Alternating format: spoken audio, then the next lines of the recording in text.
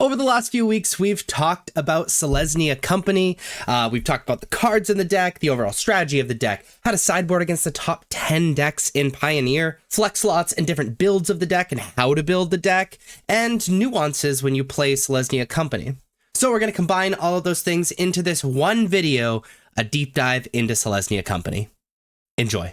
So what this deck essentially is it is a Hate Bears deck, but not just a Hate Bears deck, but a Hate Bears deck that can sort of flood the field with these cards that are really annoying to play against. And all of the cards in the deck are very powerful and very annoying to play against. In addition to that, you know, all of these 2 and 3 drop, I would call Hate Bears. You're playing the 8 elves, Elvish Mystic and Llanowar elves, to ramp into these Hate Bears, and playing Collected Company so you can hit 2 at the same time. You know, look at the top 6 cards of your library, put 2 creature cards, mana value 3 or less from among them onto the battlefield, and the rest of the bottom of your library in any order. So you're going to be ramping into them with Elvish Mystic, so you like double spell, and then eventually hit like Collected Company to put a bunch of them on the battlefield. So let's go over the Hate Bears. First off, we're playing 2 Kellen. Kellen's just another decent 1-drop where we create a map token, sometimes multiple map tokens. And on the other side, if we hit it with a Collected Company or just cast Kellen, whenever it attacks, reveal the top card of your library. If it's a creature card, mana value 3 or less, put it in your hand. Otherwise, you may put it in your graveyard. So like 35 cards in our deck, Kellen hits, which is awesome. We can't play too many because they're legendary, but is a great card advantage engine. We're playing 3 Thalia. Thalia really doesn't neuter ourselves at all besides Collecting Company, but we should have the mana, especially with our elves. And it's very good against decks that cast a lot of non-creature spells. So it's a 2-mana 2/1 first strike. Non-creature spells cost 1 more to cast. And we're playing a 1 of Voice of Resurgence.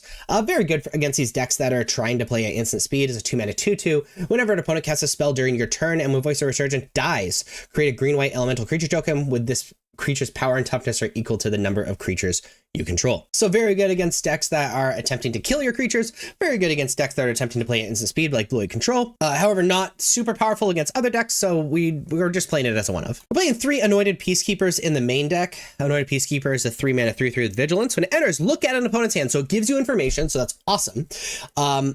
And then you choose any card name. So you get to see your opponent's hand. This is all a part of the same trigger. So your opponent won't be able to respond to you naming a card or looking at your hand or whatever. They have to do it before all of it happens.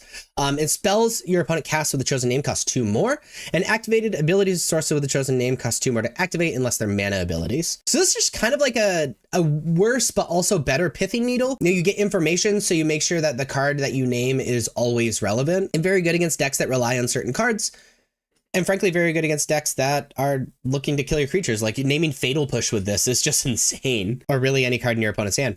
Archon of Emeria, another just hate card, is a 3-mana 2/3 flying. Each player can't cast more than 1 spell each turn, and non-basic lands your opponent control and are tapped. Both very, very, very, very annoying. Mostly very good against Phoenix and combo decks because of that first line of text. And then the second line of text is good against like 90% of decks in Pioneer. Though remember, the first line of text affects you too, which is okay because a lot of things have flash or instant speed, like even Interrupter. It's a 3-mana 2/2 with flash and flying. When enters exile target spell, it becomes plotted, and spells your opponent casts from graveyards or exile cost 2 more to cast. So Aven Interrupter is kind of interesting because when something becomes plotted, it's exiled, which means it costs 2 more to cast. Yes, it's free, but it costs 2 more to cast. So Aven Interrupter is a really good, like, making your opponent sort of have a hitch in the get along, as we like to say in Maine. You can also hit it off of Collected Company to be able to, you know, respond to something on the stack or whatever. Also, it exiles the spell on the stack. It doesn't counter, so it gets around uncounterable stuff like Supreme Verdict, for example. And then if you like Aven Interrupt or something and then Anointed Peacekeeper it costs 4 to cast from exile, which can be kind of tough. And multiple Aven Interrupters sort of stack with themselves. They all make things in exile cost 2 more to cast. Enduring Innocence is sort of the bread and butter of the deck. It is a 3-mana 2/1 with lifelink. Whenever 1 or more creatures you control power 2 or less enter, draw a card. This ability triggers only once each turn. And like every enduring enchantment creature, when it dies, return to the battlefield under its owner's control, except it's an enchantment and not a creature. This is very good because it triggers off of every single card in our deck besides Anointed Peacekeeper. And so it just becomes an insane card advantage engine that is not legendary. So you can have multiple. They're really, really hard to deal with because they keep coming back. And this is what makes the deck really overwhelming. You're hating out your opponent. You're drawing a ton of cards. You're getting a ridiculous amount of value off of Enduring Innocence. Playing for Skyclave Apparition is a 3-mana 2/2. When it enters, exile up to 1 target non-land Non-token permanent you don't control the mana value 4 or less. And when it leaves the battlefield, the exile card's owner creates an XX blue illusion creature token where X is the mana value of the exiled card. Just a very good removal spell, which we need that. It doesn't care if it's a creature or not, which is also awesome. Also, something very relevant, which I'll probably mention in my Nuances video for this deck, the getting the spirit and exiling something are two different lines of text. So if this thing dies in response to the first line, they don't get a spirit, or they get a 0/0 because nothing is exiled with Skyclave Evaporation when it dies. Playing 2 Werefox Bodyguard, another thing with flash, so we can play at instant speed, again playing around Archon really well, is a 3-mana 2/2 with flash. When it enters, exile up to one other target non-fox creature token until Werefox Bodyguard leaves the battlefield, and you can sacrifice it to gain 2 life like a food. So just another removal spell, just so we can keep jamming in and attacking and end the game as fast as possible. And then we've already talked about Collecting Company being able to hit 2 of any of these creatures at any point, which is just so good. You might have noticed in the main deck that there's a lot of double white, which is kind of a nombo with our mana dorks, but that's okay because every single one of our lands can produce white. The only time it kind of, is not good is when we have a multiple branch left pathway hand and we have to play it on the green side to play our Llanowar Elves, and then we can't really cast these double white things. But pretty much everything else, as long as we can cast Llanowar Elves on 1, we will have the double white on turn 2. So that's something that comes up once in a great while, but is not super relevant. As far as the sideboard goes, we're playing 2 Portable Hull. Portable, very good against decks with mana dorks like the Mirror Match. Also very good against, aggressive decks, or if there's literally any permanent that costs 2 or less that, the deck revolves around, Artist Talent, whatever. 2 Unlicensed Hurts for our Graveyard Hate. Dromoka's Command is a very diverse card, mostly just a really good instant speed removal spell. Really good against cards like Anger of the Gods or Brotherhood's End, which is pretty good against us because we can prevent the damage instant sorcery would deal. Deals with enchantment. It's just super diverse with things that it does. Voice of Resurgence we've already talked about. Anointed Peacekeeper we've already talked about. We're playing 3 Brutal Cathar, sort of as Werefox Bodyguard, 5 through 7. Being able to exile creatures is just very powerful. There's just a little bit worse because it doesn't have flash and doesn't play well with Archon. We're playing Elite Spellbinder, which is a 3-mana 3/1 with flying. When it enters, look at the target opponent's hand, may exile a non-land card from it for as long as the card remains in exile. Its owner may play it. A spell played this way costs 2 more to cast, which, by the way, since it's exiled, combos with Aven Interrupter. So like if you exile something with Elite Spellbinder, Aven Interrupter, something else, that original thing exiled with Elite Spellbinder costs 4 more to cast, which is just disgusting. Can combo with multiple Aven Interrupters or even Anointed Peacekeeper. Just very good. Great hand hate against decks with cards that can kind of destroy us, like Supreme Verdict and whatnot. Werefox Bodyguard, we've already talked about. This is Werefox Bodyguard 3 and 4, so against creatures. And then Wandering Emperor, as a Planeswalker, really good against aggressive decks, being able to exile and gain 2 life, but also solid against decks that have difficulty dealing with Planeswalkers. The most popular deck in Pioneer is Izzet Phoenix. Against Izzet Phoenix, we are obviously bringing in the Graveyard Hate and Unlicensed Hearse. Voice of Resurgence is excellent because it makes them play things at sorcery speed. I'm a big fan of Dromoka's Command, mostly to deal with the Artist Talent. And I like Wandering Emperor because it gives us a chance to fight them a little bit more at instant speed. Gives us another 4-mana thing to maybe bait a counterspell over with Collecting Company and then untap and actually Collecting Company. And exiling Phoenixes just feels really great. Werefox Bodyguard is not very good. There's not a lot of creatures to exile, and they run a ton of removal to be able to get their stuff back. And we're going to cut Anointed Peacekeeper because there's nothing we can really name. There's no activated abilities that we really care about. So this is how I sideboard with Izzet Phoenix. The second most popular deck is Rakdos Midrange. Against Rakdos Midrange, we're going to be just bringing in a bunch of value cards and trying to make our deck more value centric. I like Wandering Emperor. I like Dromoka's Command, being able to deal with like Fable the Mirrorbreaker and also just as a removal spell. I like Voice of Resurgence just because it's a little difficult for them to deal with it. I'm a big fan of Elite Spellbinder just to kind of hate bear them out a little bit more. And we're going to be shaving Werefox Bodyguard. They just have too many removal spells similar to Izzet Phoenix, for us to realistically be able to cast be able to play that spell and have it live. And then we're bringing in Anointed Peacekeepers, again, because there's no real activated abilities we care about, and that's it. So this is how I sideboard against Rakdos Midrange. The third most popular deck is Rakdos Prowess. Against Rakdos Prowess, we are bringing in our removal. The portable hulls are excellent. We're bringing in the Brutal Cathars. If we're bringing in Brutal Cathar, we're bringing in the Werefox Bodyguard because that's just a little better. I'm a fan of the Wandering Emperor because it's removal and gains life. And then Dromoka's Command, again, mostly because it's removal. And we're going to be bringing out cards that are hard to make good, like Anointed Peacekeeper. We're going to be bringing out Aven Interrupter. We're going to be bringing out the single Voice of Resurgence. And I just like bringing out a single Kellen. It's a fine blocker, but there's too much trample. And so I want all of my cards to be actual hate bears. So sideboard against Rakdos Aggro. The fourth most popular deck is the Mirror Match. In the Mirror Match, we are bringing in our non-portable hull removal in Brutal Cathar and Werefox Bodyguard. I'm a fan of Dromoka's Command just as removal and make my creatures a little bit bigger, and I like Wandering Emperor to be able to deal with their creatures. There's a lot of hate cards in our deck that just don't do anything because we play it as well. So we're bringing out the Archon of Emeria, and we're bringing out the Thalia. Now, if we had more cards we'd want to bring in or out. I just like doing this and splitting the Anointed Peacekeeper and the Voice of Resurgence, but there's probably an argument for also bringing out the Voice of Resurgence and bringing in the last Anointed Peacekeeper. If you're able to name like Collecting Company or Aven Interrupter off of your opponent, it's just so powerful. So it might be this, it might be just don't bother touching these and split it. But this is how I sideboard in the Mirror Match. The fifth most popular deck is Jund Sacrifice. Portable Hull is pretty good against Jund Sacrifice. Anointed Peacekeeper is excellent. There's a lot of activated abilities in this. I'm a fan of Dromoka's Command for the enchantment hate. Voice of Resurgence just because it's reasonably difficult to deal with for our opponent's deck. And I like bringing out Werefox Bodyguard just because it's just not realistic to expect it to survive against this deck. And I don't feel like Archon of Emeria is actually that good. It's fine, so we're going to keep one in. But this is how I sideboard against Jund Sac. The sixth most popular deck is Blue-White Control. Anointed Peacekeeper is great for the board wipes. Elite Spellbinder, great for the board wipes. Voice of Resurgence, great for the board wipes. Wandering Emperor, great for the board wipes. And we're just going to be bringing out some amount of our removal. I think it's some amount of Skyclave Apparition and Archon of Emeria because I don't think they actually do anything in this matchup. I think Archon is a little bit worse because Skyclave can at least hit like a Wandering Emperor or something.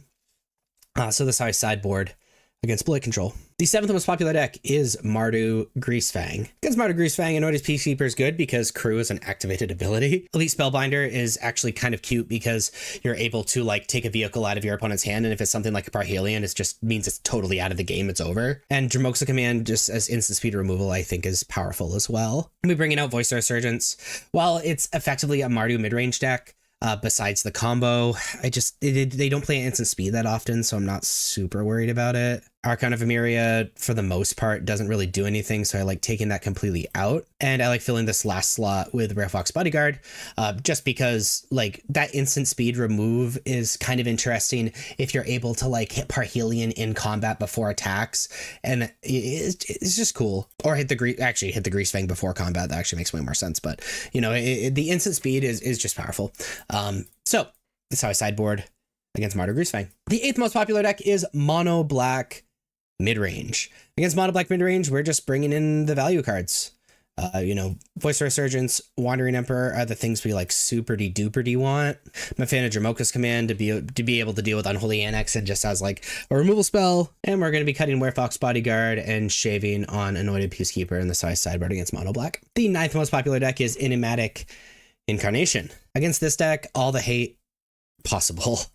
So Dromoka's Command, Elite Spellbinder, and Anointed Peacekeeper are the cards I really want. I also want some number of Werefox Bodyguard and Brutal Cathar, but we should take out the cards that are just bad, like Archon of Emeria. Voice of Resurgence doesn't do anything to speak of, and so because we have one more card we want to bring in, we just bring in another Werefox Bodyguard, and I like to sideboard like this against Enigmatic Incarnation. And the 10th most popular deck is Lotus Field, also known as Hidden Strings Combo. Anointed Peacekeeper, Elite Spellbinder. Unlicensed Source is also pretty decent. We're going to be taking out our creature removal and things that don't really do anything, like shaving down a Skyclave Apparition as well, and the size sideboard against Lotus. So these are the cards I would say are stock. These are the cards that I really feel like you need to play.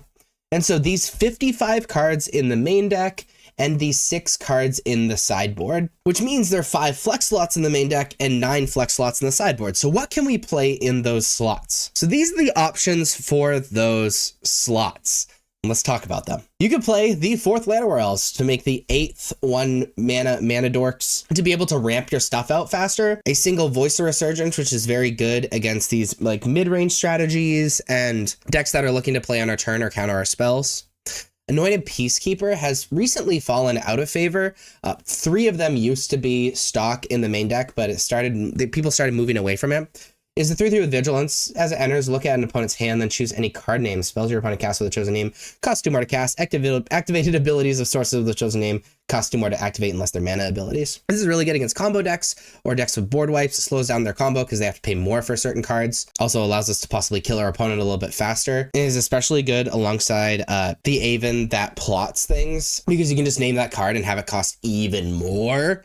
Outside of it, Eldrazi Displacer is an interesting card. It's a 3 mana 3/3 with Devoid, and we can pay 3 mana, one of those mana being a waste mana to exile another target creature, then return to the battlefield tapped under its owner's control. This is very good alongside all of the enter the battlefield effects in the deck, especially alongside, again, that Aven.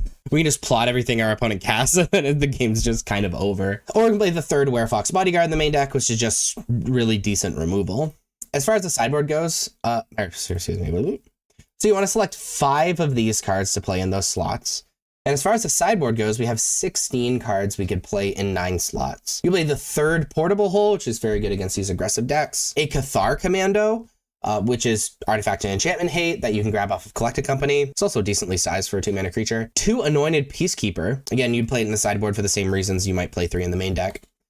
Brutal Cathar, if you want more removal. Elite Spellbinder is a really interesting card. It's a 3 mana 3/1 flying. When it enters, look at the target opponent's hand. You may exile a non-land card from it. For as long as the card remains exiled, the owner may play it. A spell cast display costs 2 more to cast.